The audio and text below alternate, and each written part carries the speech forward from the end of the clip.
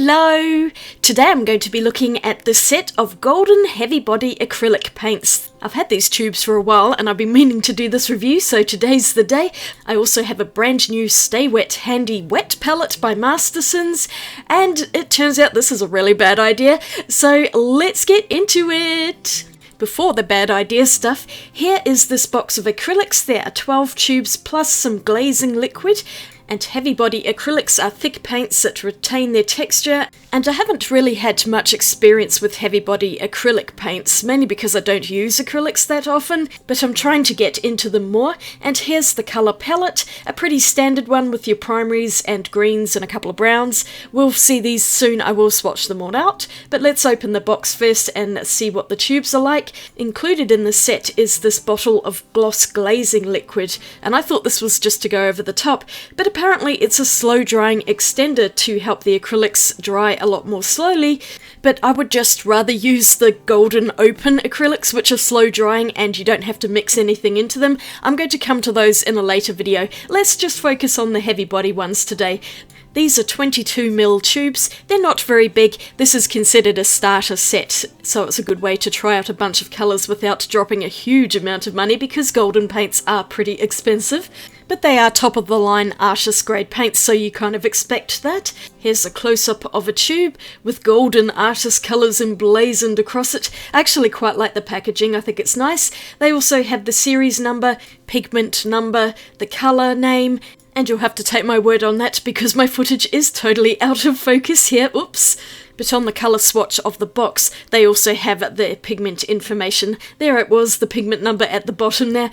And now here's where I made my biggest mistake. I should have just mixed some of this gloss slow drying liquid in with each of the paints. That would have made life a lot easier, but no! I decided I was going to put my paints in this wet palette because I had bought this palette at the same time as the paints and I was going to use them together anyway.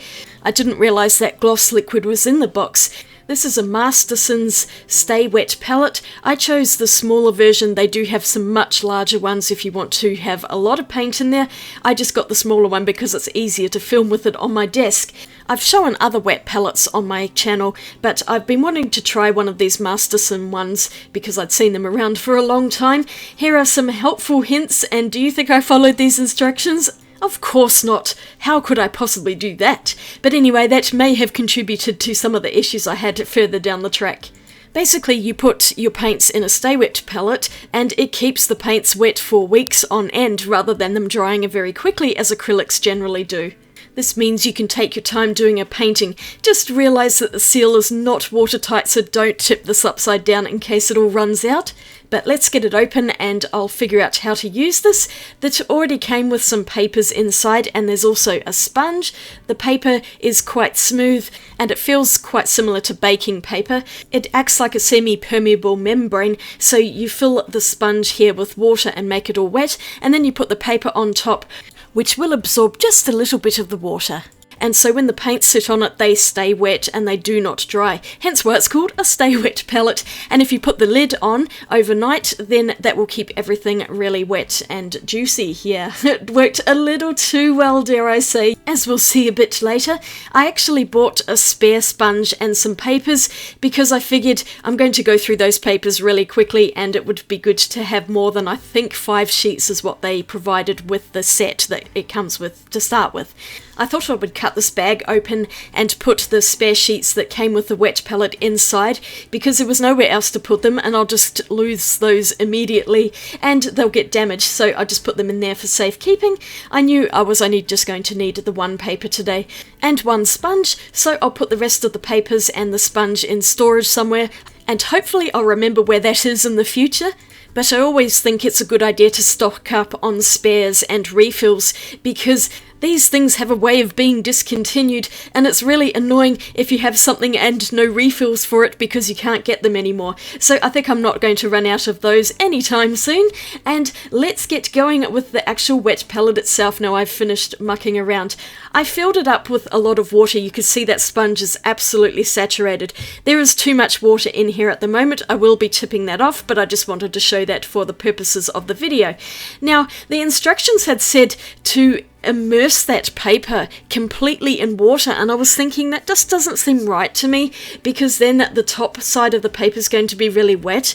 I thought I would just stick the paper in dry and see what happened. And it seems to be absolutely fine like this. The paper's not curling at all or anything, which is what I thought it might do. Some of the water did leak on top of it, and I just used a paper towel to dry that off. But I wanted the surface of the paper to remain dry for the moment. I'm going to swatch these out in colour order according to the box just to make it easier for myself, and now I'll just squeeze out some of the paints onto the wet palette, and thankfully the tubes are all ready to go with no little seals inside, because you may have seen a recent video I did where I had to open it myself and the paint exploded out. This time they were a lot more genteel and I was able to get all of the paints out without making a huge mess. I was just figuring out how many paints I should put per line. I decided to squeeze them out in groups of 4, so I've got my yellows and reds up the top, and then I went for the cooler colours down the bottom, so I've got 2 blues and I'll have 2 greens beside it, and then for the other paints I've got the neutral colours, and I thought those would go well as a quartet, and I'll put those over to the right hand side. It really doesn't matter, I was just trying to spread them out a bit so I don't make a big mess and blend the paints together. I was leaving the rest of the space for mixing area, and as it turns out I kind of didn't need it, so I could have spaced these paints out a bit more than I did. Oh well, I've done it now, and you'll see those greens are a little bit too close together. I put the lid back on and went and had my lunch, and now I'm setting up for my swatching. I've got some water in a jar, and I'll take the lid back off. This was maybe about an hour later, and you'll see already that the paints have started to get a little soft looking.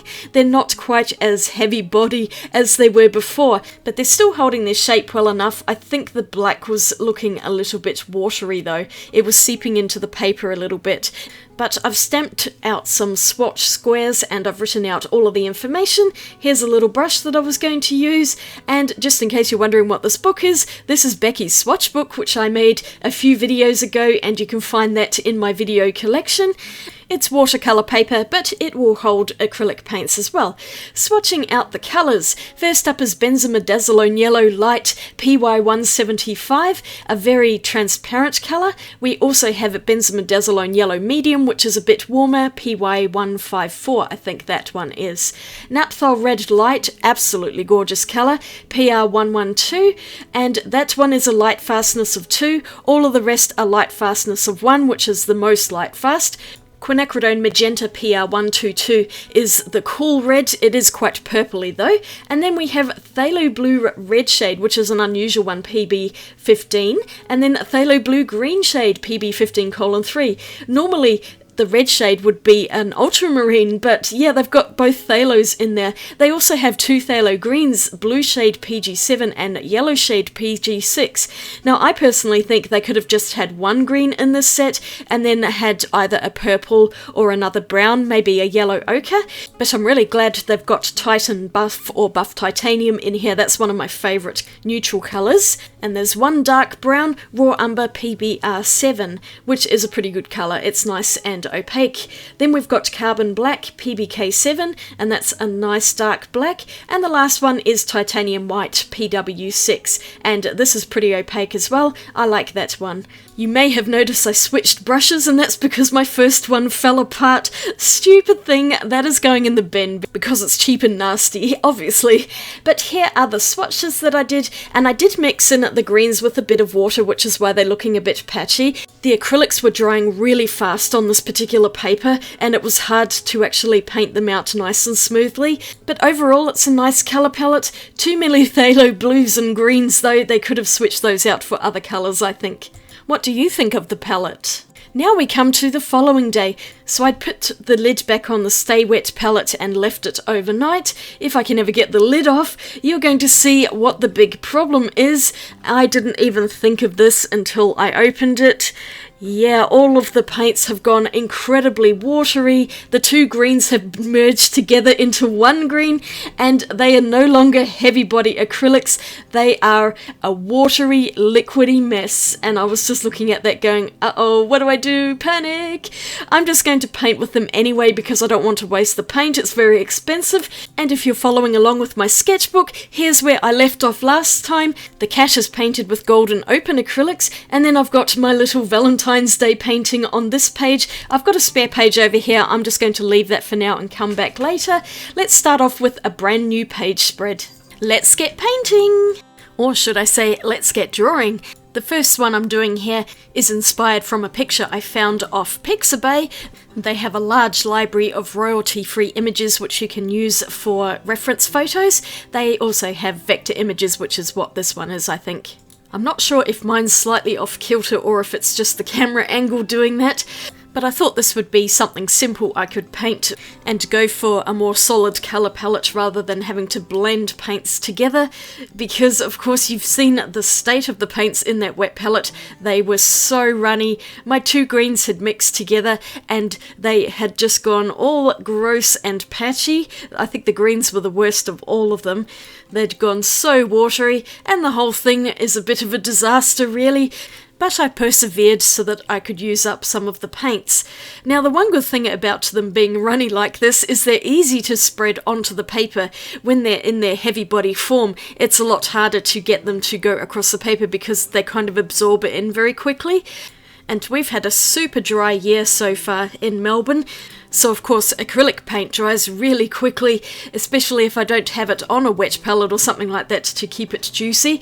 But of course, as I said before, the wet palette worked too well and it completely broke down the structure of the paint, leaving this watery mess behind, making them even runnier than pouring paints. So that's not the greatest thing in the world, but the colour was retained, especially in the red, and I was able to mix a lovely purple with the magenta and phthalo blue. I also mixed up a nice yellow green, so there is a lot of potential for mixing in this set. And the quality of the paints themselves is really excellent. They are incredibly vibrant and they don't have any fillers in them. They're pretty much pure pigments in acrylic binder. And a lot of the colours, especially the phthalos, are extremely translucent, which is how the pigments are. But that of course can be a problem if you want to go for something more opaque, so they do need to be mixed with white or another opaque colour. I decided to paint the windows yellow just to look like the lights were on, and I was thinking this is just looking like a total mess, so I have labelled this one "The Lights Are On But Nobody's Home." Because the consistency of the paints had thrown me off, I had just lost all artistic ability this day, and it looks like something I would have painted when I was much younger. Not one of my best paintings, shall we say, but I figured I was this far into it, so I might as well finish it off. And because I've got lights on in the house, I decided to paint the background in black, and I actually ran out of the liquidy black paint about halfway through around here, and I had to squeeze out some of the heavy body paint in its heavy body form, and I noticed it was a lot harder to spread it on the paper. You could probably see there's a difference in how thickly the paint is going on now, and that's the paint straight out of the tube. That's basically what I wanted the paint to be, nice and thick so that you can get a good texture. But instead I've ended up with this mess, and I figured I might as well just keep going and do an outline around the windows and door frame. It just felt like it needed something else because I was not happy with this at all, and at this point I figured I had nothing left to lose, so I'd just keep going and outlining everything. I've also got a piece of paper in between the pages so that I don't get black paint all over the artwork underneath. That would be super annoying. After I finished up with all of the black lines, I then decided to go in with the white pen as I usually do, and that drew over the top of the dried acrylic paint easily. Because the house didn't look like it had any ground, I decided it was going to be floating in space, so I just dotted in some stars, and I'm painting in a little sign here, which took me a few layers, and of course this paint would not dry for ages. Always when I'm in a hurry does paint not dry, but any other time it's almost dried as soon as it touches the paper. Eventually it's dried, and I wrote here, the lights are on but nobody's home. It's not even scented, so even that was a disaster. Ah well, I'm done with this page. A floating house in space. At least it's colourful, I guess. That's all I have to say about it. And I shall leave this here for your critiques in the comments. But I'm going to paint on the other page now because I can't leave that blank. And I grabbed out my little iris tool here so I could draw an archway. And here's the picture that I'm using for my reference. I figured I'm not going to fight with the paints on this paper and try and do blendy things, so I'm just going with solid colours. And I just wanted something simple because the terrible house painting had thrown my confidence a bit, and I was hoping I was able to redeem myself with this one. I think this one has turned out much better, and I actually just really like the design in that picture. I will try to remember to link the images so you can find them on Pixabay for yourself. I wasn't copying it exactly, but it is closer to the reference image than the house one. And I moved the book over so you can see the paints in camera as well, and just how liquid and disgusting they are. I was so disappointed with that. I thought they were going to be okay in the wet palette because I hadn't added a huge amount of water to the sponge. I'd squeezed a lot of it out, and it was just damp rather than being saturated. And then I put the dry paper over the top. So in the comments, if you are a professional with heavy-bodied acrylics and or wet palettes, let me know if I have done something wrong or if it's just the nature of heavy-body acrylic paints that they will disintegrate in a wet palette. I have learned that lesson the hard way. But I'm definitely open to hints and tips as to how to improve my acrylic painting when it comes to things like heavy body paints. Because as you can see here, I'm a total amateur. I was glad that I did use the paints up though, because like I said, they are pretty expensive. I think at the time this set was $80, and since then they've actually increased the prices for gold and acrylic paints, so I don't even want to know how expensive it is now. And therefore I refused to throw this paint out. I had to use it even if it's not in its best condition, but my sketchbook held the paint pretty well, so I'm glad I was able to fill another page spread or two. We'll see what happens after this one.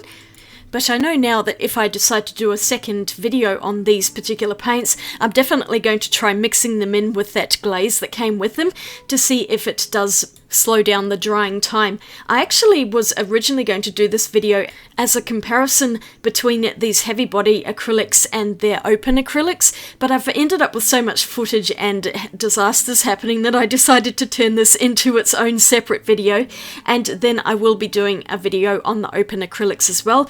Those are my absolute favourite acrylic paints. They're designed to be slow drying, so the formulation already has that in the paints, and they are just so fabulous to work with. I'll try and get the open acrylic video out soon after this one so that they can kind of be compared together. And now I'm thinking of it, what I could do is a direct comparison of the open slow drying acrylics with these ones after I've mixed in the slow drying medium, and then see if there's a difference between drying times. Oh, I'm glad I just thought of that. It's funny how these things come to me after the fact. When I'm actually filming the videos, I'm not even thinking of that. But anyway, just to finish up this particular painting, I decided to draw in a black border, and I'm using a thicker black pen here just to go around the edges. I was going to use black paint, but I'd run out and I really didn't want to add more onto the palette. The black border also ties in this page with the other page that I painted completely black to a better extent, although I did leave the rest of the background white because I wasn't sure if I wanted to paint it another colour. I'm just going over some of the bits with some white highlights using the paint instead of a pen, and this is how I decided to leave it. So I'm not sure if it's finished yet. I really like the archway and the plant, but I think the background might need another colour. Let me know if I should do that or just leave it as it is. At least this one turned out half decent, but here's this page spread done for now, and it's not my favourite one in the world, but at least I got something done, and the colours are really pretty. I can't deny them that. I was able to get such a good purple by mixing the magenta and blue. But because this paint is so pigmented, I still have heaps of it in this palette, and I just want to get rid of it because I am so sick of how the paint looks. I'm going to do another page spread and just use up all the rest of the paint in a very quick abstract. I wasn't really thinking of too much, but then when I started painting out the green, I figured this could be some sort of a hillside, and then we'll have some sky in the background. All I was doing was throwing the paint on because I just wanted to clear the wet palette so I can clean it up and forget about that one for a while. So I'm just chucking on the colours and remembering to put a piece of paper behind the sheet of paper so I don't make a mess of the other sides of paper. I usually manage to get paint leaching over the edges a little bit anyway, but it wasn't too bad. And then I'm just chucking on the rest of this blue to make a messy sky. I didn't have quite enough paint to cover the paper nicely. This book is always larger than I remember it being, and the paper does absorb paint in quite easily. But I just chucked in the magenta and red into the sky as well. And this is what I often do when I have leftover paint, is I'll just paint the rest of it into a sketchbook or an old canvas or something, because then you can make some sort of fun abstract and then maybe come back to it later and add to it. It just means that the paint doesn't get thrown away and wasted, and it creates a base for a new painting if you haven't got quite enough paint to fill the whole page like I had here. But I am going to come back to this at some point. I'm just going to leave it like this for now. Even if I totally leave it and never do anything to it, I'm not unhappy with it. So you can see I've just got a tiny bit of paint left in there, but I can't take any more off the paper. And this happened as well. Oh my gosh, it's all leaked through the paper. I don't know what I've done, but I was less than impressed with that. It did clean up very well though, and there's only a little bit of staining left on the sponge. The paper also washed as well, so I rinsed off the paint and it's going to dry quite nicely, so I can probably use that sheet again and then I won't run out of paper anytime soon. But yeah, I'm just completely over the wet palette. That can just go.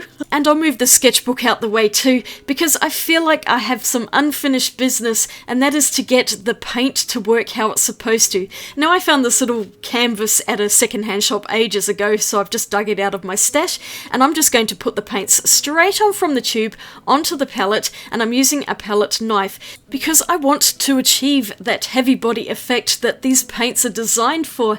And usually to do this, it's just best to use the paint straight out of the tube and use a palette knife, because then you're not using a brush to smooth it out on the paper, or canvas in this case. You use a knife just to kind of mush it on, and you can retain a lot of texture and get the paint to stand up a little bit. I didn't know what I was doing here either, just so you know. This is pure imagination. I decided I was just going to paint some random flowers in, and it will come to me as I go along. I'm also not very confident with a palette knife, but I was having a good time just mushing this pure pigment into the canvas. I'm not worrying about mixing any colours. I'm just using the colours straight from tube and then mixing them a bit on the canvas itself. Because the paints are quite thick, they were staying wet a little bit longer than I was expecting, which is quite nice, and I was able to get a little bit of mixing happening on the canvas itself. That's usually how I like to mix anyway. Rather than mixing on a palette, I like to mix on the canvas or painting itself, and it's just a more natural look. I just really enjoy that. Here's the first flower mostly done, and you can see there is quite a lot of paint texture there. It took me all of this video to get something that I actually like, so I continued on with this to fill the entire canvas, and I thought I would paint in another flower down here, and then I'm going to do a very abstract background. This flower is going to have blue petals, but of course the phthalo blue is incredibly dark coming out of the tube. It would have been better to mix it with some white, and that's exactly what I did with this. I actually just had a bit of paint left on the palette knife, and I'm just picking up the white and it's mixing as I drag the knife across the canvas. You can see it's mixing in with the yellow too, and then I just started blobbing the rest of the paint on the canvas using some of the green, also yellows, and most of the bright colours for this particular painting. I couldn't quite fit my knife into the corners of the petals there, and I did end up fixing this a little bit later. I just tried to put on the paint where I could, and you could see I'm now starting to mix the colours onto the canvas, getting the yellows and greens together with a bit of blue and whatever else I had on the knife. I was wiping it a little bit, but mostly I would just pick up the paints with more paint still on the knife, and I was getting a nice grungy effect from this. I should have just done this painting straight up, and I'm kind of kicking myself I didn't, and wasted all my time in the sketchbook and getting myself frustrated with the really watery paints. I should have just painted those on a piece of paper and left it for another time, just using the paints like this to do some palette knife paintings. But at least I got one done, and hopefully you could see how the paints are actually working in their proper form without me ruining them with the wet palette.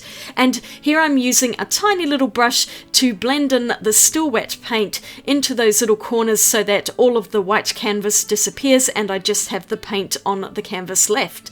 This turned out really well, and I thoroughly enjoyed doing this little painting. I might have to do some larger ones, although I'm probably going to go through these tubes pretty quickly in that case, because they are quite small.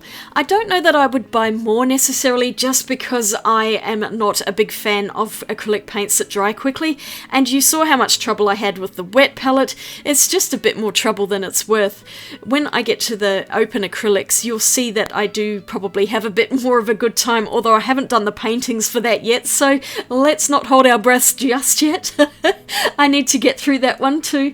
I'll finish this one up. I love how the paints are sitting on top of each other. Even though they're quite transparent, they still manage to show up really well, especially that yellow on top of the green. I'm adding in a bit of black, I think, to the green just to get a darker colour, a little bit of white over the top, and then because I had that red up in the corner, which has been annoying me for the entire video, I did actually end up putting some more red on the background to tie the whole thing together and make it look like loose petals, if you want to think of it like that.